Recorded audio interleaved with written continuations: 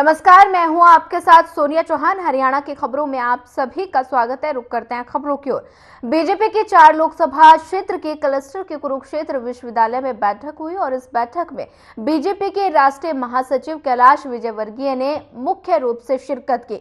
वहीं उनके साथ क्लस्टर प्रभारी पूर्व मंत्री कृष्णलाल पंवार, राज्य मंत्री संदीप सिंह मौजूद रहे और इस क्लस्टर के बैठक में कुरुक्षेत्र, करनाल, अंबाला और सोनीपत लोकसभा से बीजेपी के कार्यकर्ताओं ने शिरकत की। भाजपा के राष्ट्रीय महासचिव कैलाश विजयवर्गीय ने कहा कि हरियाणा से सभी 10 लोकसभा सीटें बीजेपी जीतेगी। साथ ही उन्होंने कहा कि हरियाणा के कार्यकर्ता पहले से ही प्रशिक्षित हैं।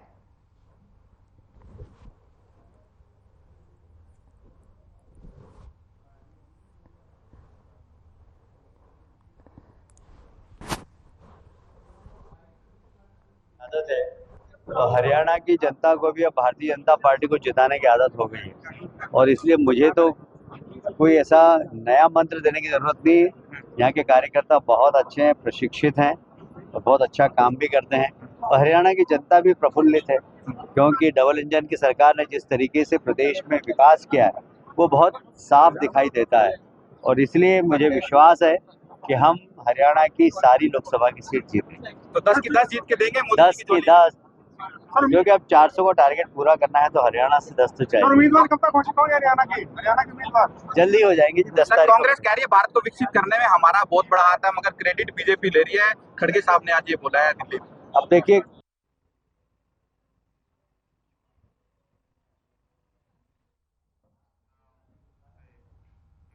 पलवल के केजीपी टोल पर तैनात एक बाउंसर को देर रात ट्रक ने कुचल दिया और घायल अवस्था में पीड़ित को अस्पताल ले जाया गया, जहां इलाज के दौरान उसकी मौत हो गई। और बता दें कि 23 वर्षीय राहुल अपने परिवार का एक ही पुत्र था। पीड़ित परिवार ने इसकी शिकायत पुलिस को दी है।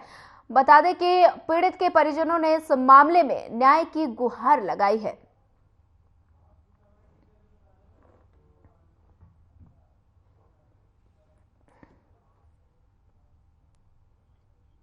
टोल पे बाउंसर की नौकरी करता हमारा बच्चा। वैसे बहुत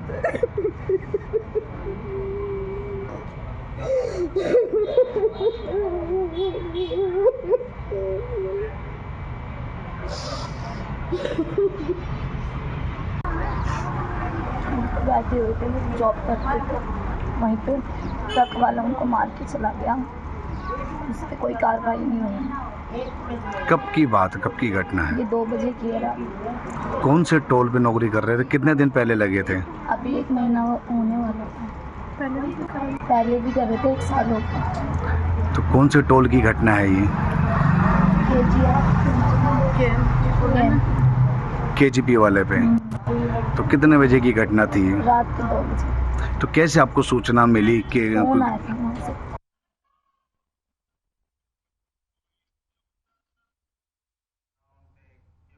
द्वारका एक्सप्रेसवे से हरियाणा के विकास का नया रास्ता खुलने जा रहा है। पीएम मोदी की अगुवाई में भारत का इंफ्रास्ट्रक्चर मजबूत हो रहा है। बीजेपी राष्ट्रीय सचिव ओम प्रकाश धनखड़ ने कहा कि बादली हलके के कार्यकर्ताओं की बैठक ली और द्वारका एक्सप्रेसवे के उद्घाटन समारोह के लिए कार्यकर्ताओं की ड्यूटी भी लगाई गई है। ओम प्रकाश धनखड़ ने बताया कि प्रधानमंत्री नरेंद्र मोदी 11 मार्च को द्वारका एक्सप्रेसवे का उद्घाटन करने जा रहे हैं, जिस उद्घाटन समारोह में झज्जर जिले से 10,000 कार्यकर्ता शामिल होंगे।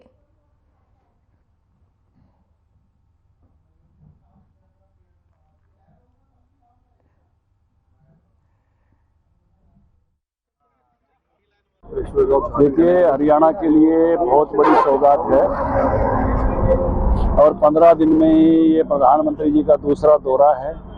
कुछ दिन पहले वो एम्स की सौगात हमको देकर गए थे और फिर हमको जो है दरियापुर में 200 बेड का आयुर्वेद का अस्पताल मिला। उसके बाद हमको जो है फ्लाईओवर मिले रेलवे पर और अभी वो द्वारका एक्सप्रेसवे लेकर आ रहे हैं। तो बहुत ही अभिनंदनीय है। ये इतना 16 लाइन का है ये एक्सप्रेसवे, जो है 6 लाइन ऊपर हैं और 10 लाइन नीचे है। तो इतना शानदार रोड मेरे ख्याल से भारत में दूसरा कोई नहीं है जितना शानदार रोड ये है।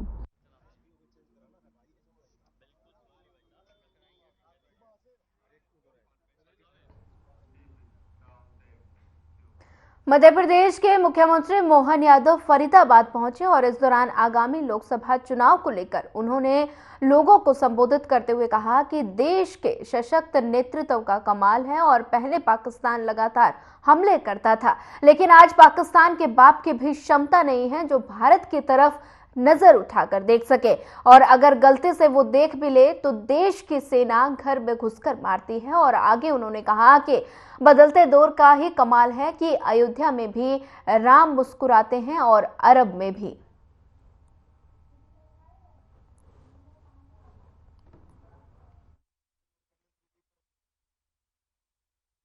ये तो दुनिया में जब से देश आजाद हुआ था एक ही नाटक चल रहा था, हम पाकिस्तान को देखे, पाकिस्तान हमको देखे, हम हमारी तरफ से कुछ नहीं करेंगे लेकिन वो मर्जी आए जो करता जाए, और हम हाथ पे हाथ धरे रखे बैठे रहते हैं। आज पाकिस्तान की बाप की भी ताकत है कि हमारी तरफ देख ले,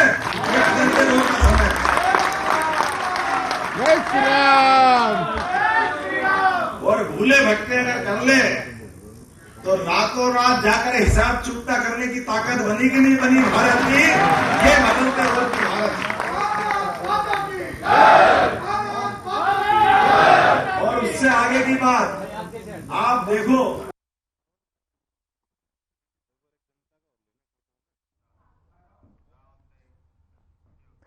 सांसद दीपेंद्र हुड्डा झज्जर में घर घर कांग्रेस अभियान के तहत दुकानदारों व व्यापारियों से संपर्क कर रहे थे और इस दौरान उन्होंने बीजेपी पर निशाना साधते हुए कहा कि बीजेपी के पास उन्हें निशाने पर लेने के अलावा और कोई मुद्दा नहीं है और इसलिए वो रोहतक सीट पर शाम दाम दंड भेद की नीति से चक्रव्यूह की रचना कर रहे हैं और उन्हें घेरने की तैयारी में लगे हुए हैं। बीजेपी जेजेपी गठबंधन की राजनीति को लेकर दुष्यंत चौटाला की पार्टी को निशाने पर लेते हुए दीपेंद्र हुड्डा ने कहा कि दुष्यंत चौटाला की पार्टी अपने भ्रष्टाचार की फाइलों को बंद कराने के लिए भाजपा के साथ मिलकर गठबंधन की सरकार चला रही है और इस दौरान उन्होंने हरियाणा की मनोहर सरकार को निशाना साधते हुए कहा कि आज हरियाणा नशा, अपराध और बेरोजगारी में नंबर 1 बन गया है। सुनिए उनका पूरा बयान।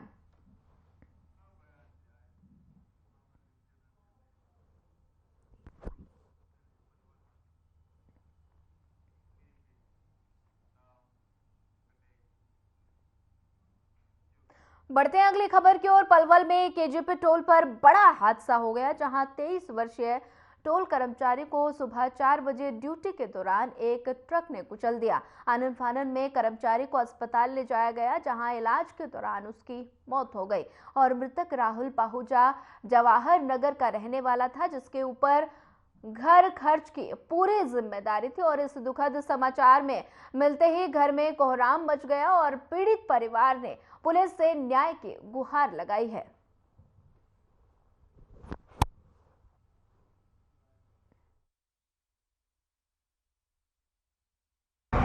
बैठे हुए थे, वो जॉब करते थे, वहीं पे ट्रक वाला उनको मार के चला गया, उस पर कोई कार्रवाई नहीं हुई। कब की बात, कब की घटना है? ये 2 बजे की है रात। कौन से टोल पे नौकरी कर रहे थे? कितने दिन पहले लगे थे?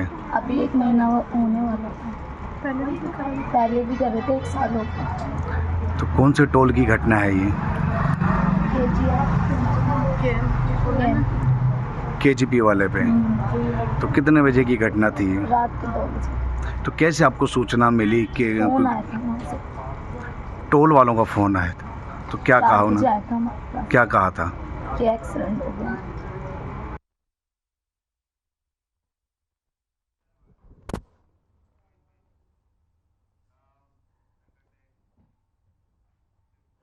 चरखी दादरी जिले के उमरवास मोड़ पर बीते 19 फरवरी को स्कॉर्पियो सवार लोगों द्वारा दूसरे स्कॉर्पियो में सवार 2 लोगों को गोली मारने की ब्लाइंड गुत्थी सुलझने में पुलिस ने बड़ी सफलता हासिल की है और पुलिस ने मामले के 2 छात्रों समेत 3 आरोपियों को गिरफ्तार किया है और पुलिस ने वारदात के समय प्रयोग में लाई गई गाड़ी समेत पिस्तौल और फर्जी नंबर प्लेट, कारतूस के साथ मैगजीन भी बरामद की गई है। और पुलिस पूछताछ में झज्जर निवासी युवक ने अपने 2 छात्र दोस्तों संग वारदात को अंजाम दिया था।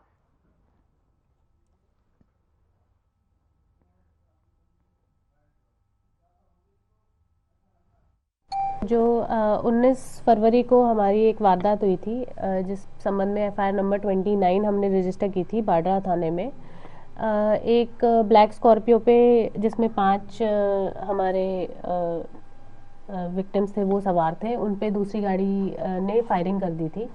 तो कल रात को हमने उसमें काम करके काफ़ी हमारी जो सीआईए इंचार्ज है, साइबर इंचार्ज और हमारा एवीटी स्टाफ की जो टीम थी, सब ने मिलके इसमें जो 3 आरोपी थे, उस गाड़ी में 3 ही आरोपी थे टोटल। हमने कल 8 तारीख को और 9 तारीख की रात को 4 बजे हमने उनको गिरफ्तार कर लिया है।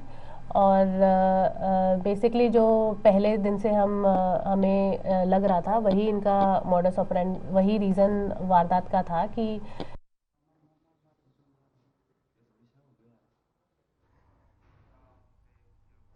हरियाणा पुलिस ने एटीएम फ्रॉड करने वाले गिरोह का पर्दाफाश किया। 3 आरोपियों को मुंबई से दबोचा गया। डाकखाने में कार्यरत एक आरोपी अपने साथियों को बैंक कस्टमर के एटीएम कार्ड देता था और आरोपियों से फोन समेत 31,000 रुपए की नकदी बरामद की गई और तीनों आरोपियों को सिरसा अदालत में पेश किया गया। और आरोपी तौहीद के खिलाफ 3 मामले, तौसीफ के खिलाफ 1 आपराधिक मामला मुंबई में पहले से ही दर्ज है और जबकि तीसरे आरोपी जुनैद का आपराधिक रिकॉर्ड खंगाला जा रहा है।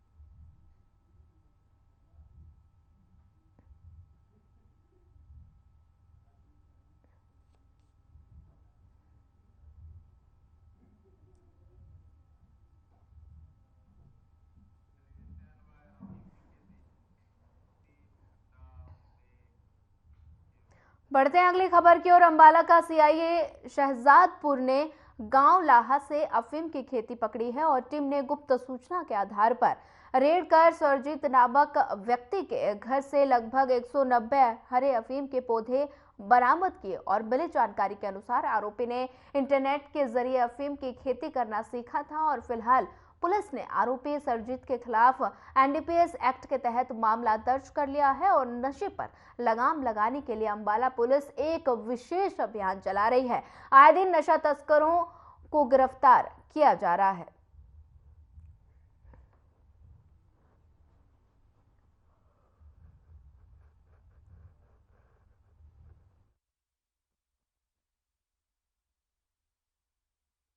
जी, कल की डेट में 8 मार्च को सीआईए शहजादपुर को एक बड़ी सफलता हाथ लगी जिसमें 190 पौधे अफीम के मिले हैं जिसका कुल वेट 4 किलो 150 ग्राम है। ये किसी के घर से बरामद हुए हैं। मुखबरी मिली थी कि कोई घर पे इनकी खेती कर रहा है जिसका नाम है सर्वजीत सिंह और ये लाहा गांव का निवासी है। और ये जो सफलता मिली है ये under the able direction of sub inspector Balkar Singh के, हमारे सीआईए शहजादपुर के इंचार्ज हैं, इनसे मिले। ये इसने बरामदे में लगाए थे।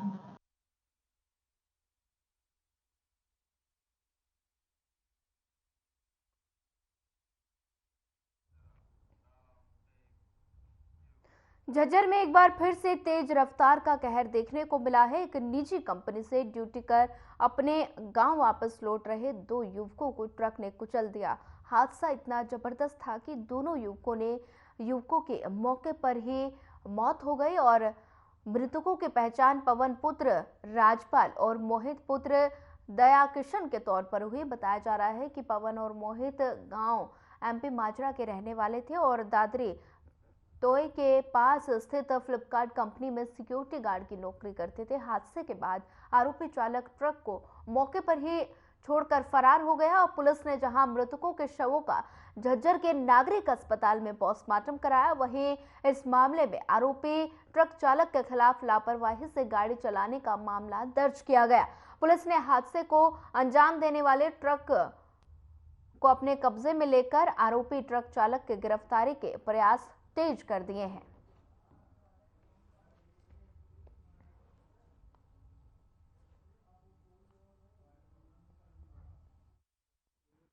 ये सुबह सूचना मिली थी कि खेड़ी खातीवास के पास एक ट्रक और मोटरसाइकिल एक्सीडेंट हुआ है जो मौके पे पूछे थे वो मुजर इसको घायलों को तो अस्पताल दिए जजर ले गए थे। तो जजर आए थे, यहाँ पता चला कि वो डेड हैं, दोनों एक्सीडेंट में लगी चोट के कारण हुए हैं। MP माजरा के रहने वाले हैं दोनों और सिक्योरिटी गार्ड की नौकरी करते हैं अपने याकूबपुर। हाँ, फ्लिपकार्ट में। एक का है पवन सनोप राजपाल और एक का मोहित सनोप दया किशन, MP माजरा के रहने वाले हैं। एक विवाहित है, एक अविवाहित है। पवन के पिताजी के बयान पर कार्रवाई हुई है। हाँ, पोस्टमार्टम कार्रवाई चल रही है।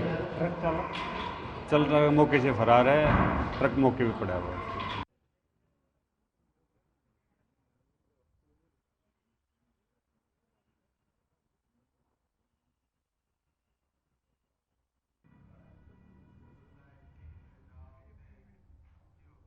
रेवाड़ी में एक शख्स ने फांसी का फंदा लगाकर खुदकुशी कर ली और शख्स ने खुदकुशी से पहले एक वीडियो भी बनाया जिसमें उसने कुछ लोगों से परेशान होने का जिक्र किया है।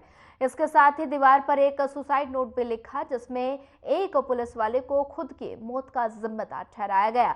पुलिस ने शव को कब्जे में लेने के बाद पोस्टमार्टम के लिए मोर्चरी में रखवा दिया और मृतक देशराज गुरुग्राम की एक निजी कंपनी में कार्यरत था। वहीं परिजनों ने दोषियों पर कार्रवाई करने को लेकर पुलिस से अपील की है कि पुलिस की ओर से अभी तक इस मामले में कोई बयान सामने नहीं आया है।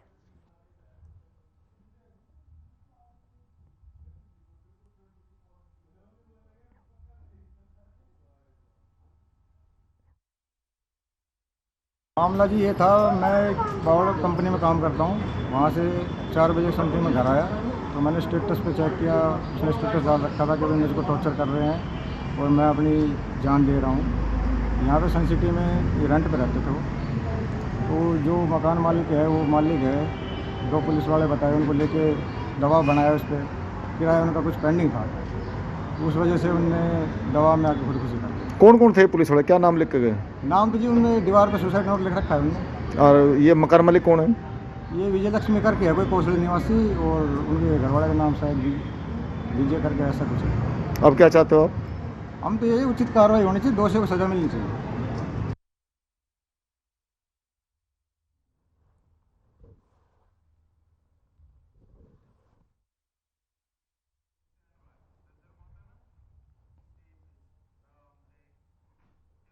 झज्जर के एक गांव में एक युवक ने अज्ञात कारणों के चलते जहरीला पदार्थ निगल लिया जिसकी वजह से उसकी मौत हो गई। वहीं आपको बता दें कि झज्जर का ये मामला बताया जा रहा है जहां मृतक की पहचान कुलदीप पुत्र दिलीप सिंह निवासी गांव कबलाना जिला झज्जर के तौर पर हुई है और साथ ही अधिकारी के अनुसार मृतक कुलदीप के माता पिता और उसके 2 भाइयों की पहले ही मौत हो चुकी है। मृतक के घर में अकेला रहता था और साथ ही गत दिवस अपने घर में ही जहरीला पदार्थ खा लिया और इलाज के लिए नागरिक अस्पताल लाया गया। पुलिस ने मृतक की बहन लक्ष्मी की सूचना पर पुलिस की कार्यवाही की और पुलिस ने मृतक के शव का पोस्टमार्टम कराए जाने के बाद परिजनों के हवाले कर दिया।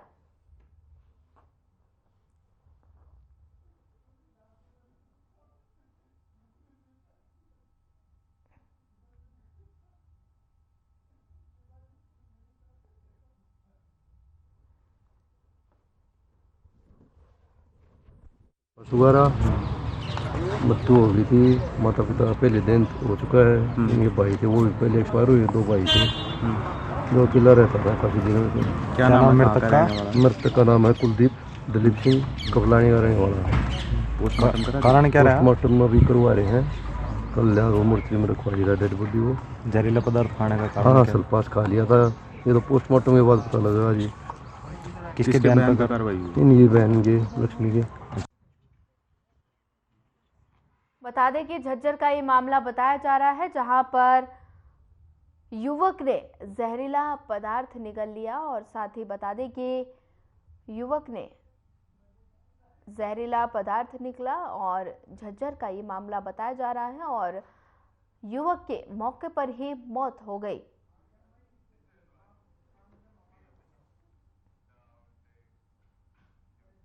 झज्जर में एक निजी स्कूल से भिवानी बोर्ड की चल रही परीक्षा में अंग्रेजी का पेपर आउट किए जाने का मामला सामने आया है और इस मामले में झज्जर के सिटी थाने में एक परीक्षार्थी और अन्य के खिलाफ मामला दर्ज किया गया। परीक्षार्थी पर आरोप है कि उसने परीक्षा के दौरान इस पेपर को आउट किया और साथ ही मामले की शिकायत भिवानी बोर्ड की तरफ से फ्लाइंग ऑफिसर द्वारा दर्ज कराई गई और पूरा मामला झज्जर के बाल विद्या मंदिर का है और इस मामले को लेकर पुलिस जांच कर रही है। उनका कहना है कि जल्द ही सच्चाई सामने आएगी, जिसके बाद आरोपी के खिलाफ कार्रवाई की जाएगी।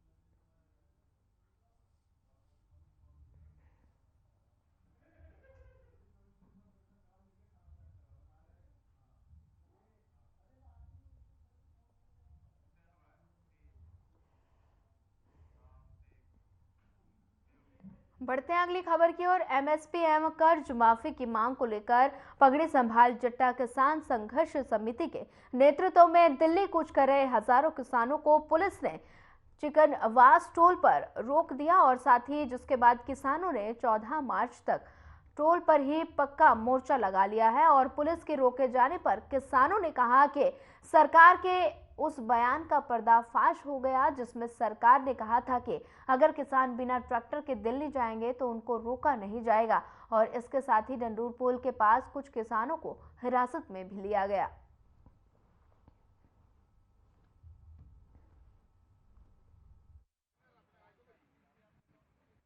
देखिए, ये फैसला हमारा आज पैदल जाने का था। जो खट्टर ने कहा था, एक बयान आया था खट्टर साहब का कि ट्रैक्टर से ना जाओ, पैदल जाओ, बस पे जाओ। हमने तब भी कहा था ये पैदल भी रोकेंगे। इस खट्टर का जो झूठ था वो लोगों के सामने आ गया। अभी आज पैदल भी रोक रहे हैं। सारी कल से पुलिस लगी हुई है, लोगों के घरों में जा रही है, घर घर लोगों की दबचे दे रही है। सरपंचों से, पटवारियों से, एडीओ से, तहसीलदार को, सबको लगाया हुआ है। लोगों को घरों में रोका हुआ है, डराया जा रहा है। तब भी लोग सड़क पे आए हुए हैं। तो ऐसा ऐसा लोग बढ़ रहे हैं। आप देखोगे यहाँ तादाद बढ़ रही है। तो हमने दिल्ली की तरफ जाना है। खट्टर की इस तानाशाही नीति के खिलाफ पूरा हरियाणा खड़ा होगा, क्योंकि हमने हमारा जो लड़ाई है सेंटर, हमारी जो मांग आंदोलन है। देखिए, संयुक्त किसान मोर्चा के आह्वान पर पगड़ी संभाल जट्टा किसान संघर्ष समिति हरियाणा आज पैदल कूच क्रांतिमान पार्क हिसार में इकट्ठे होकर वहां से दिल्ली पैदल कूच कर रहा था। वो संयुक्त किसान मोर्चा जिसने 13 महीने लगातार किसान आंदोलन 3 कृषि काले कानून रद्द करवाने के लिए लड़ा और जीता, उसके आह्वान पर पगड़ी संभाल जट्टा आज पैदल कूच कर रहा था। 6 जगह पर हमने स्टे करते हुए 14 मार्च को दिल्ली पहुंचना था रामलीला ग्राउंड में। और खट्टर साहब का बयान आया था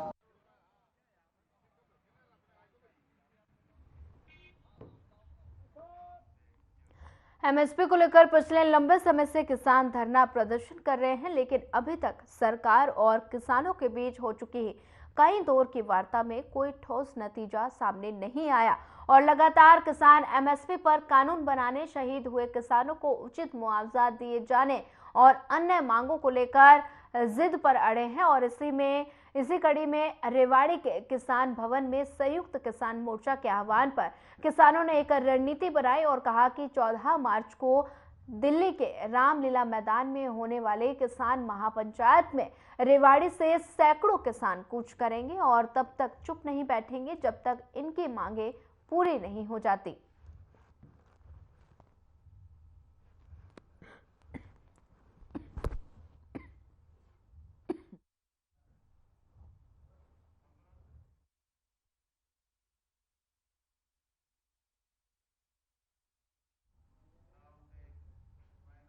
फिलहाल इस बुलेटिन में इतना ही। ज्यादा खबरों के लिए बने रहिए हमारे साथ। नमस्कार।